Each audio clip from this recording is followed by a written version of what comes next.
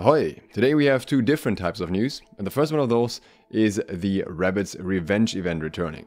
During this event you can hunt corrupted rabbits all over Eternum, but there are some important changes to the event compared to last year.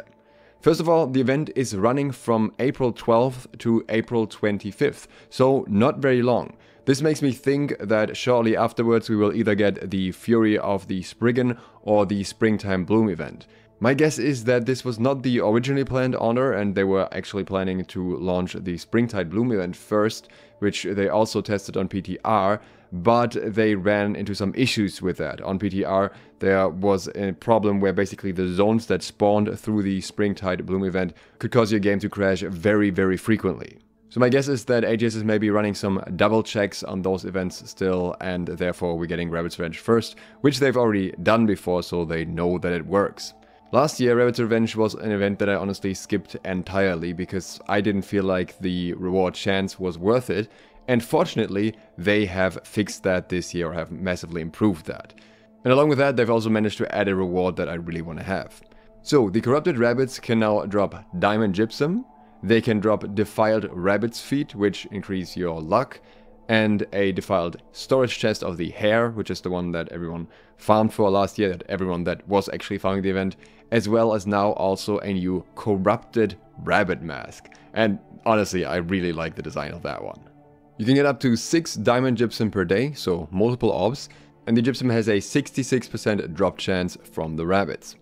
The Defiled Rabbit's Foot Luck consumable has an 80% drop chance, but a limit of 5 per day, so it's worth going out and just hunting a few rabbits basically. The Corrupted Rabbit Mask has an 0.5% drop chance, so much lower.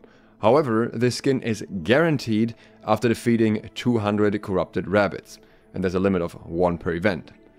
Likewise, the Defiled Storage Chest of the Hair has a 25% drop chance, but a guaranteed drop after defeating 400 rabbits. I personally still don't care about the storage chest, but I will farm out the 200 corrupted rabbits for the mask.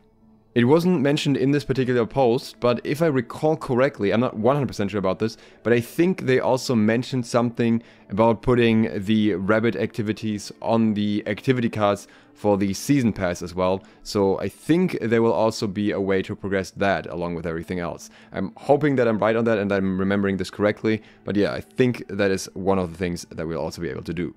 Now, those are not the only news. There are some other things that I didn't get around to talking about yet, so we will do that here.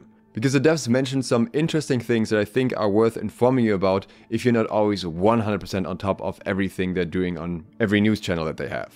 So in the context of the delay of this patch, they had some technical issues here, but said that going forward they are planning to release a new season every 95 days or sooner, so roughly every 3 months. Those are just the major content patches with the planned monthly balance patches in between. And talking about upcoming content, they also mentioned that the Sandworm raid, 20-man raid, is now working internally, so we can expect that to probably come out on time, hopefully. Along with that, they also talked about the 10-person trial, so we'll get 2 raids in the same patch. They also said that they will announce new transfers and merges after Season 1 goes live, so hopefully we will hear about that soon. Somebody asked if there will be new ways to earn gear pieces, and they said they are working on updating loot and reducing RNG. This is something I'm very excited for. I don't know how exactly this will work, especially with crafting. There are many ways. Maybe they just make it so that you can guarantee 600 gear score, or maybe they introduce an option like the Golden Scarab with 3 perk mods, so you can basically guarantee all your perk mods, and then you have to hope for rolling 600, and otherwise you roll a 2 perker instead, or maybe they do something entirely different. This also won't necessarily mean that best in slot gear will be much cheaper, because obviously we don't know what will be required to have those reduced RNG crafts, unless this is not referring to crafting in the first place, because it could also just be referring to world drops, which would then be interesting in the context of what that means for crafting. They acknowledge that the current trophy system is very annoying and they are working on an update for that. It sounds like it's not going to be like a final version right away, they're just kind of doing something that makes it less annoying. I just hope they raise the limit or remove the limit entirely. The team is currently working on a new arena map, and it sounds like we'll see that sooner rather than later. And they said that now that they have the technology for switching maps, they can start working on a new Outpost Rush map as well. So we are going to see multiple new maps, but the OPR map is probably going to be quite a while away. Though we do know that they mentioned when Cross-World OPR comes out, they want to make some smaller adjustments to the map layout as well. Somebody asked if there is any way to leave Eternum, and they responded that there is one person that has managed to do so in the lore and will explore it more in upcoming years, so maybe we will eventually try to leave Eternum. Somebody wanted to know if we will see instanced practice wars at some point in the future. We will, but first we need Cross-World to work, so that is the priority beforehand, because you need to get enough players for a war like that. Bit unfortunate if you're playing in OCE where there's only really one server at that point. So this feature is on the list, but it depends on when they get into it. They are aware of the FPS issue related to weapon swapping, which happens especially after being in Outpost Rush, and they're actively working on it, but it's a very difficult bug. It is a top priority for them though. There are plans for an update to Invasions. They think that the beginning, the first 15 minutes are a bit too long of a wait, which I completely agree with, and it's one of the main reasons why I don't care for Invasions anymore. And they also want to balance the difficulty in the rewards. I really hope that they give us an option to make Invasions more difficult for better rewards. In the early days of New World, Invasions were massively more difficult than they are now, and then there was a patch that nerfed both a bunch of corruption mobs as well as Invasions specifically, and that just made the whole thing a lot easier. And the previous Invasions were actually so much more fun in my eyes because they were actually something where you need to pay attention all the time to make sure that you can win them, and I enjoyed that so much more.